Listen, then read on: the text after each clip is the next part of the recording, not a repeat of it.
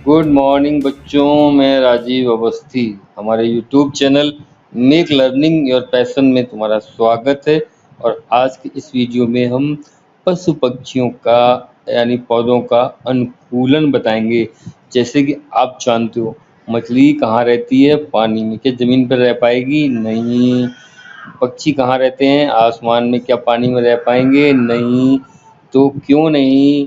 आज हम यही जानना चाहेंगे कि जानवरों की शारीरिक बनावट ही उनको रहने के लिए अनुकूल बनाती है। अगर जल में रहने वाले हैं तो जल में जलचर, वायु में रहने वाले हैं वायुचर, और थल पर रहने वाले थलचर, और दोनों में रहने वाले उभयचर। आज हम इन्हीं के बारे में पढ़ेंगे।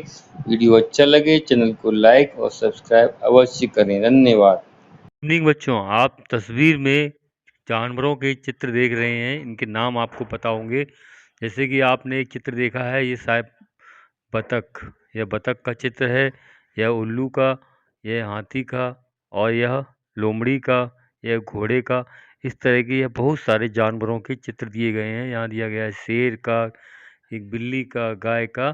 तो इन सभी जानवरों में कुछ विशेषताएं भी होती हैं और कुछ विभिन्नताएं भी होती हैं। सबसे पहले तो इनके घर कहाँ पर हैं, ये कहाँ रहते हैं। आपको पता होगा, शेर कहाँ रहता है? गुफा में रहता है। और गाय कहाँ रहती है? गाय रहती है घर पे, खूंटे पर। और खरगोश कहाँ रहता है? जंगल में। और लोमड़ी कहाँ रहती है? यह भी जंगल में रहती है। घोड़ा कहाँ रहता है? घोड़े का घर अस्तबल होता है। और इसी प्रकार जैसे आपसे पूछा जाए बतख कहाँ रहती है, तो आप बता सकते हैं बतख पानी में रहती है। तो यहाँ पर कुछ पक्षी भी होते हैं, चिड़िया, जैसे तोता, कोयल, कौवा, कबूतर। इस तरह के जानवर अपने अपने विशेष घरों में रहते हैं। तो हम आज आपको इन्हीं के बारे में बताएंगे, क्योंकि हमारी किताब में एक पाठ दिया गया कक्षा 4 की एक पुस्तक है जिसका नाम पर्यावरण में पाठ 7 का नाम दिया गया है जंतुओं में अनुकूलन। क्यों? आप सभी जानते हैं, हम भी अपने घर में आराम करते हैं क्योंकि वहाँ पर बहुत सारी सुविधाएं होती हैं। इसी प्रकार पशु पक्षी भी ऐसी जगह पर रहते हैं जहाँ उनको बहुत सारा आराम मिलता है। तो हम अपने पाठ की तरफ चलते हैं। वीडियो अच्छा लगे चैनल को लाइक और सब्सक्राइब करते रहिए। पाठ 7, जंतुओं में अनुकूलन। यहाँ पर एक आपको जंगल का चित्र दिखाया गया है और चित्र में बहुत सारे जानवर दिखाए गए हैं। गिलहरी, हाथी, बतख, मेंढक, मछली, कछुआ, इस तरह के। हमारे परिवेश में अनेक प्रकार के जीव जंतु पाए जाते हैं। ये जीव जंतु अलग अलग जगह पर रहते हैं। कोई भी जीव उसी स्थान पर रहना पसंद करता है जहां उसे पर्याप्त सुरक्षा, भोजन और अनुकूल दिशाएं मिलती हैं। इन जगहों को जंतुओं का वास स्थान कहते हैं। और वास स्थान के आधार पर जीवों को हम 4 भागों में बांटते हैं। पहला भाग आपको पता होगा। सबसे पहले आते हैं थलचर। जो जंतु, इनको इंग्लिश में कहते हैं टेरेस्ट्रियल। कुछ जंतु स्थल पर पाए जाते हैं, जैसे कुत्ता, बिल्ली आदि, इन्हें थलचर कहा जाता है। इंग्लिश में इनको बोलते हैं टेरेस्ट्रियल। नेक्स्ट है जलचर, इनको बोलते हैं एक्वेटिक। कुछ जंतु जल में पाए जाते हैं, जैसे मछली, आपको पता होगा इसको जलचर कहा जाता है। स्टारफिश है। अगला है नभचर, एरियल। जो जंतु आकाश में उड़ते हैं उन्हें नभचर कहते हैं, जैसे कौवा, गौरैया, चील आदि। अगला है उभयचर, इसको बोलते हैं इंग्लिश में एम्फीबियंस। एम्फीबियन वो होते हैं जैसे उभय। उभय का मतलब होता है जंतु जल एवं थल दोनों में स्थानों पर वास करते हैं। कुछ जानवर, जैसे आपने देखा होगा कछुआ, पानी में भी रहता है और ज़मीन पर भी। मेंढक पानी में भी, ज़मीन पर भी। तो ये क्या कहलाते हैं? ये उभयचर कहलाते हैं। वास के स्थान पर अपने परिवेश में पाए जाने वाले जंतुओं के नाम नीचे दी गई तालिका में लिखिए। देखिए, जैसे गाय है तो गाय थलचर है। ऐसे आपको यहाँ पे एक नाम लिख दीजिएगा, कौवा। तो कौवा कैसा है? कौवा यहाँ पर नभचर। कौन सा वाला? ये नभचर में आएगा। इसी तरह से आपको लिखना है मेढक। तो ये मेढक आपका कहाँ जाएगा? उभयचर में। और इस तरह से आपको यह सारणी भरनी है। मेढक जल और थल दोनों में पाया जाता है। अब हम चलते हैं अपने आवास एवं अनुकूलन।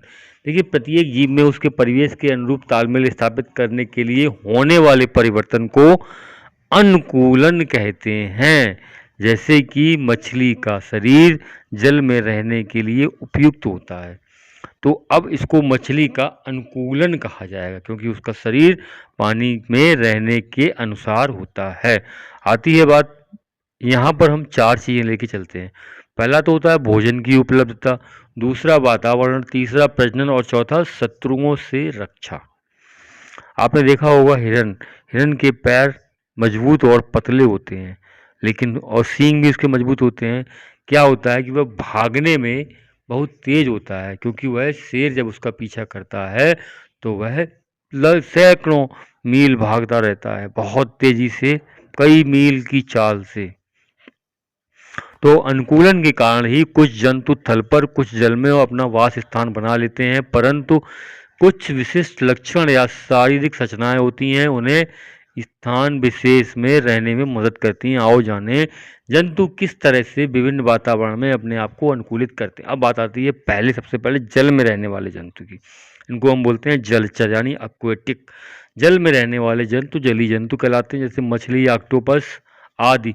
किसी तालाब में तैरती हुई मछली को ध्यान से देखेंगे, यहाँ पर मछली के शरीर की बनावट दी गई है। क्या है, यहाँ पर एक मुंह है, आँख है, गलफड़े हैं, और क्या ये पंख हैं, ये इसकी पूंछ है। तो यहाँ पर मछली का आकार बिल्कुल नाव के जैसा होता है। इसके दोनों सिरे नुकीले और बीच वाला भाग चौड़ा होता है। इसी कारण इसकी आकृति धारा रेखित होती है, और धारा रेखित शरीर को तैरने में सहायता करती है। और मछली के जो पंख होते हैं ना, शरीर पर जो पंख हैं, इन्हीं की सहायता से तैरती है, क्योंकि आगे वाले पंख तैरने के काम आते हैं और पीछे वाले पंख क्या काम आते हैं, बैलेंस बनाने। सीधी खड़ी रहती है ना। मछली की पूंछ पर पंख पतवार की तरह काम करते हैं, और सांस लेने के लिए गलफड़े होते हैं।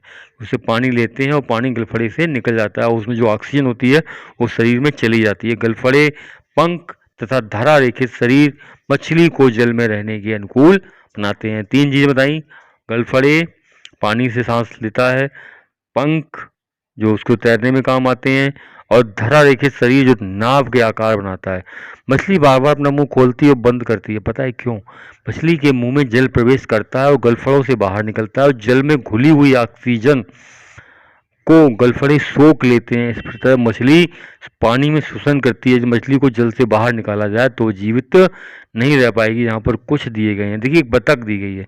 बतख का जो पैर होता है यह एक पतवार की तरह काम करता है, जिससे बतख पानी में तैरती रहती है। और मेढक का भी पिछला जो पैर होता है एक गद्दीदार होता है, यह भी उसके तैरने के काम आता है। चूंकि मेढक कैसा है, उभयचर प्राणी है। अब आते हैं इसी तरह मेढक और बतख के पैरों को देखें तो उनके पैरों की उंगलियों के बीच में झिल्ली या पैरों का एक जाल बना होता है। पैरों में, उंगलियों में यह जाल उन्हें तैरने की पतवार की तरह सहायता करता है। अब आता है स्थल में रहने वाले जंतु।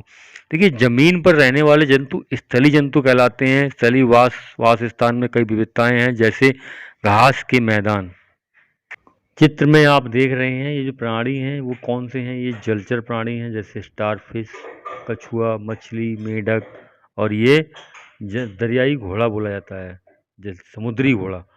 तो ये आपका ये केकड़ा है, ये तारा मछली है, ये ऑक्टोपस है आपका, यहाँ पर ऑक्टोपस भी दिखाया गया है। तो ये जलचर प्राणी हैं। यहाँ पर एक चित्र दिखाया गया है, इसमें आपको जलचर, थलचर और नभचर तीनों तरह के प्राणी बताए गए। देखिए, थलचर में आपका कौन कौन आता है? थलचर में आपका आता है भेड़, खरगोश, और ये गाय, और ये हाथी। इस तरह से नभचर में कौन कौन से आते हैं, ऊपर देखिए, ये उल्लू, बाज, कबूतर, सफू गौरैया, तोता, और ये यहाँ पे क्या, चमगादड़।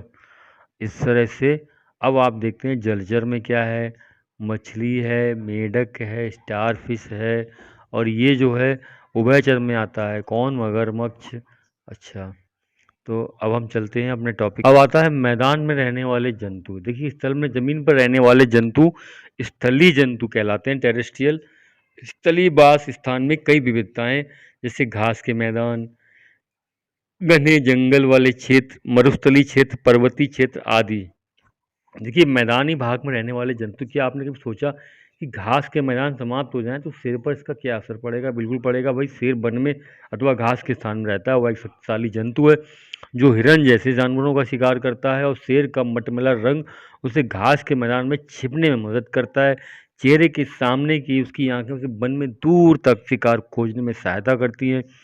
शेर के अगले पैर के नाखून यानी नख लंबे और नुकीले होते हैं, जिससे उसको अपना शिकार पकड़ने में भी मदद मिलती है। हिरन भी मैदानी क्षेत्र में रहने वाला एक जंतु है। पौधे के कठोर तनों को चबाने के लिए उसके मजबूत दांत होते हैं। उसके लंबे कान सिर के बगल में स्थित आंखें उससे खतरों की जानकारी देती हैं।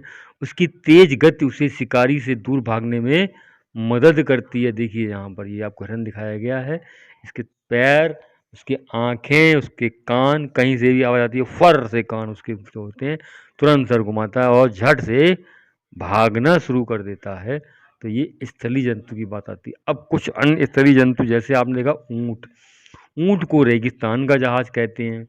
गाय जो है हमारी, गाय के खुर होते हैं, 4 पैर होते हैं, दूध देती है। घोड़ा है, घोड़ा का भी देखा आपने पैर, घोड़ा बहुत तेज भागता है।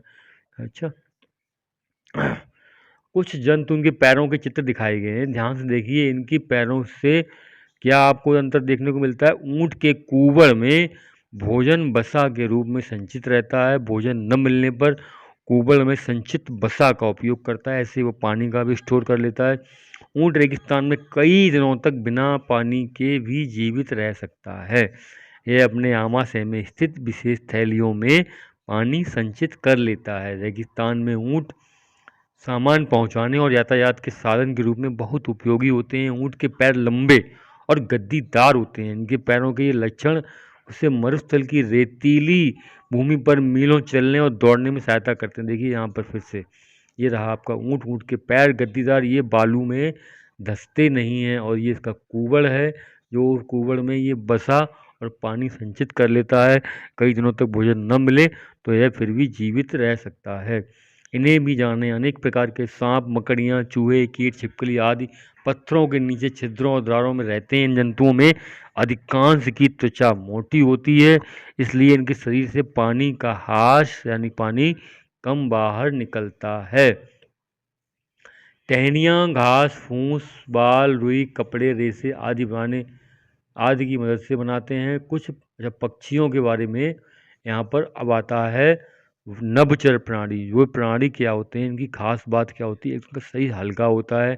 इनके शरीर पर पंख पाए जाते हैं जो इसकी उड़ने में मदद करते हैं। इनकी आँखें बहुत तेज होती हैं और यह मीलों दूर देख सकते हैं। अब हमें क्या करना है? प्रश्न की तरफ चलते हैं। पहले एक हमारा एक प्रश्न था, वो आपका हो ही गया। अब हम क्या करते हैं? प्रश्न उत्तर करते हैं। सही जोड़े मिलाइए। पहला जोड़ा मिला दिया हमने। पक्षी कैसे होते हैं? पक्षी के पंख होते हैं। अगला क्या है? ऊंट के क्या होता है? ऊंट के कूबड़ होता है। याक, याक कैसा होता है? याक यानी पहाड़ी बैल कहते हैं उसको, याक को। यह पर्वतीय क्षेत्र में रहता है। मछली का शरीर कैसा होता है? धारा रेखित। और मेढक कैसा है? उभयचर। तो ये था इसका मैचिंग। अगला जो प्रश्न है, जीवधारियों में अनुकूलन के क्या कारण होते हैं? जीवधारियों में अनुकूलन के कारण उनके आसपास के वातावरण का होना। जल में रहने वाले 3 जंतुओं के नाम बताइए। देखिए, सबसे पहले मछली, स्टारफिश समुद्री घोड़ा, और टॉर्पीडो ऑक्टोपस। बहुत सारे हो गए। मछली की 2 विशेषताएं बताइए उसे जल में रहने के अनुकूल बनाती है। मछली में 3 विशेषताएं बताई थी, गलफड़े, मुंह और पंख। और क्या बताया था तीसरा? उसका शरीर का नाव के आकार का होना। पक्षी हवा में कैसे उड़ते हैं? पक्षी हवा में पंखों की सहायता से उड़ते हैं। मछली पानी में कैसे तैरती है? मछली पानी में पंखों की सहायता से तैरती है। आगे वाले जो पंख होते हैं वो तैरने के काम आते हैं, और पीछे वाले पंख उसको खड़े रहने के भी काम आते हैं। पर्वतीय क्षेत्रों के जंतुओं के शरीर में लंबे घने बाल क्यों होते हैं? पर्वतीय क्षेत्रों के जंतुओं के शरीर में लंबे घने बाल इसलिए होते हैं कि वहाँ बहुत ठंड होती है और ये बालों की सहायता से ठंड से बचे रहते हैं। तो इस तरह से आपने देखा होगा, पर्वतीय भेड़ें, बकरियाँ, इनके शरीर पर घने बाल होते हैं और यह बालों की सहायता से इनको सर्दी नहीं लगती है। वीडियो अच्छा लगे चैनल को लाइक और सब्सक्राइब अवश्य करें। धन्यवाद।